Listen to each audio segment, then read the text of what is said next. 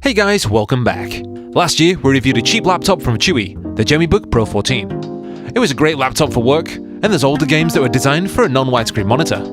While window shopping on AliExpress, something caught my eye. The Gemibook XPRO with an Intel N100. $280 for this? Bargain. But if we look closer, $269 with a $20 off coupon? Welcome to Team Bandori. Subscribble. I am Batman. It took a week to arrive, and this is what came. It's nicely wrapped, with an air cushion surrounding. I usually need to blow mine up. Create your smart life. The box itself is pretty plain. On the back it shows us which model we have. Inside the cardboard box we have a layer of polystyrene, and another box which holds the power adapter. It's rated at 12 volts 2 amps, and has a barrel jack. And inside here is a laptop. But first, we should check out the manuals. Written in 9 different languages? Yeah, I'm not reading this. Also given some extra junk, like this warranty card. And inspection... I don't know. Meh. At last, here it is. And I really like this colour. Underneath we can see Chuwi has thought a lot about keeping the laptop cool. On the side we have a Kensington lock. I've still never used one of these. Here's the backside. And there's nothing but an air exhaust. And turning it around we've got DC input, HDMI out, USB 3.0, USB-C, and a 3.5mm audio jack. Open sesame. These cool metal colours look great, and there's a texture on the keys which should stop it from being a fingerprint magnet. The keyboard is not mechanical, nor is it fatiguing to use. It sounds a bit like this.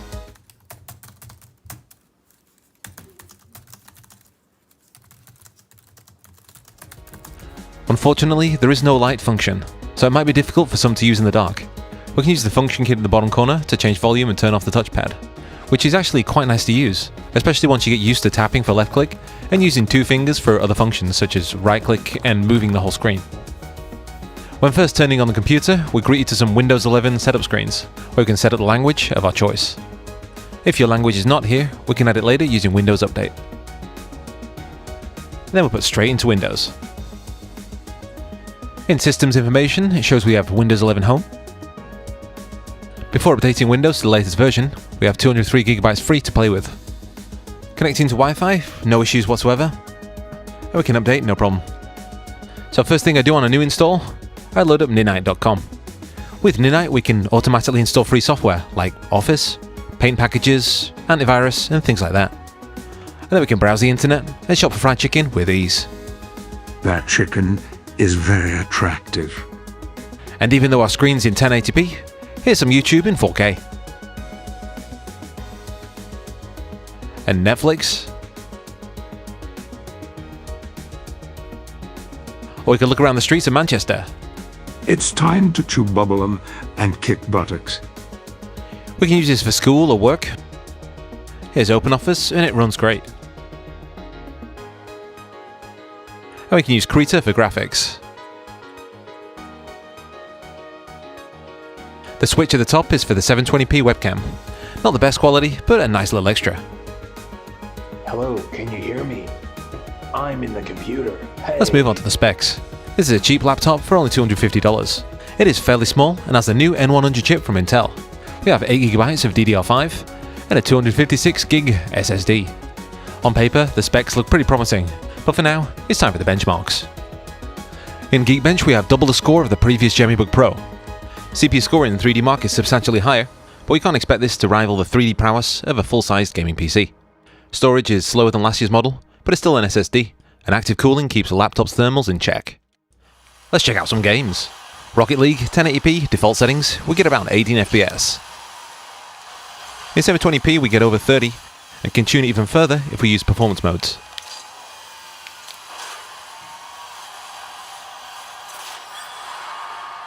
Fortnite now, 720p, low settings.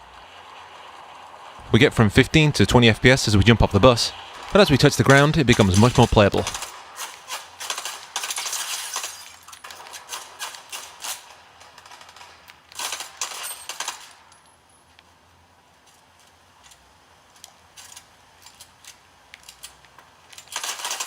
Now for some games on Steam.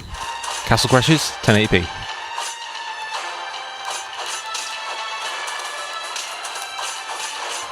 Streets of Rage.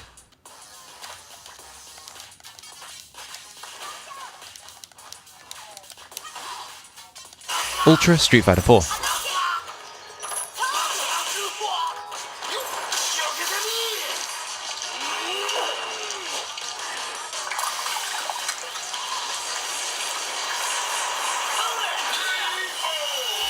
Civilization 6.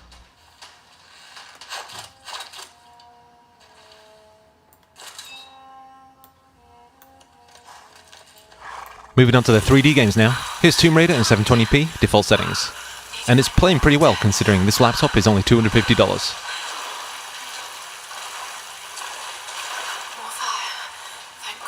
Thank God she is coming over for a massage tonight.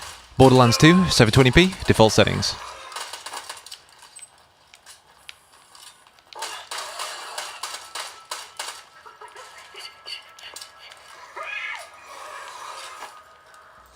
CSGO, 720p. It's not exactly smooth, but definitely playable if you wanted to have a game in a pinch. Here's CS Office in competitive mode. And lastly, some GTA 5.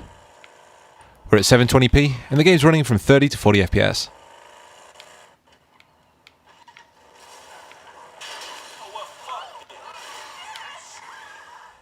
If you want to use this machine for emulation, we'd recommend using RetroBat, which brings a RetroPie feel to your Windows machine.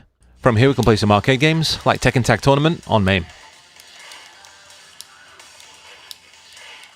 Or Outrun 2006 on the PSP, in French. Here's Tekken 6.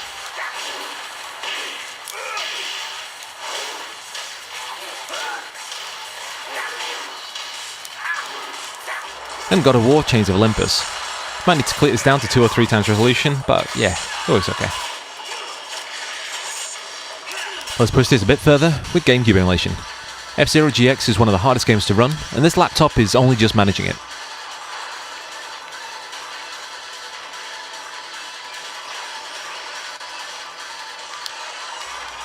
When it comes to alternative operating systems, they can be run from the BIOS. Battlesera runs okay, but as we only have one USB port and Bluetooth drivers are not quite there, we need to use a USB hub for controllers, which can get messy.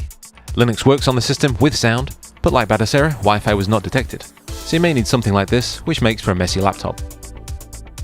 Let's see what's inside this thing. There are 12 screws on the back, then we can pull it open using a prying tool. But once open, there's not much to look at. We have one heat pipe to keep the thing cool, a large battery, and only one populated M2 socket, which you could upgrade if we wanted something larger and faster. Let's get to the pros and the cons. This laptop is incredibly cheap, it's responsive, and a great buy for someone who's considering a small and light laptop for work. Unfortunately, they used a 16:9 aspect ratio, which makes the laptop seem smaller than it already is. The choice of having limited I/O ports is a shame, and not having a lit keyboard could turn some people off.